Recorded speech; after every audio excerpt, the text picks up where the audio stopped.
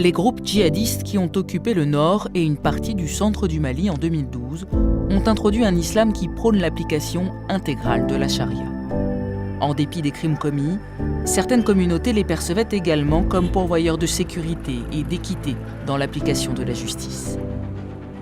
Cette influence djihadiste a polarisé les communautés et instauré un climat de tension entre les diverses tendances de l'islam.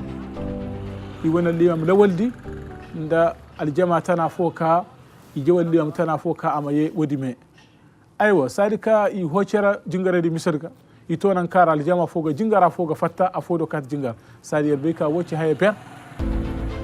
Cette influence djihadiste a polarisé les communautés et instauré un climat de tension entre les diverses tendances de l'islam.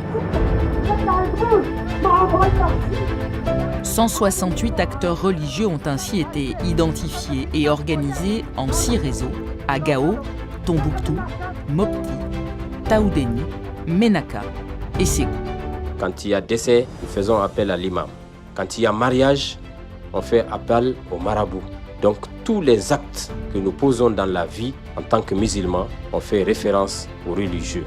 Ils sont imams, oulémas, théologiens, maîtres coraniques, enseignants au sein d'écoles coraniques ou encore leaders d'associations islamiques. Ensemble, ils s'engagent dans la prévention et la résolution des conflits religieux et communautaires. Qu'est-ce que le Coran dit par rapport à ceux qui commettent des actes de violence? Qu'est-ce que le Coran dit par rapport aux voisins? C'est tous ces messages-là que ces réseaux de leaders religieux mettent ensemble. La mise en réseau des leaders religieux n'est pas une nouveauté au Mali, mais date de l'indépendance du pays en 1960. De nos jours néanmoins, la difficulté croissante à faire dialoguer entre les différents courants de l'islam paralyse les institutions étatiques en charge de la question religieuse.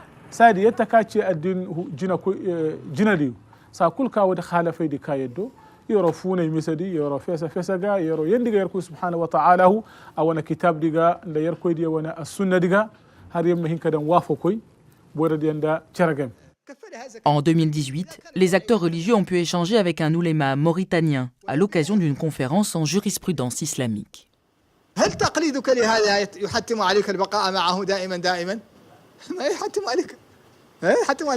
L'objectif pour chacun est de renforcer leur connaissance des autres écoles juridiques et ainsi comparer ce que chacune d'elles dit par exemple au sujet de la paix ou de la tolérance.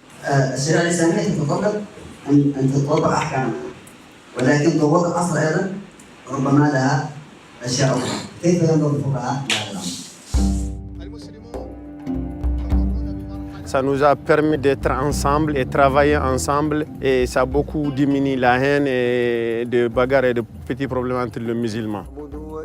Les 168 acteurs religieux que le Centre pour le dialogue humanitaire soutient retrouvent dès lors progressivement leur mission en faveur de la paix sociale. Ces leaders religieux, de plus en plus, renoncent à la violence et encouragent des messages de cohésion et sont impliqués dans les processus de paix comme médiateurs communautaires.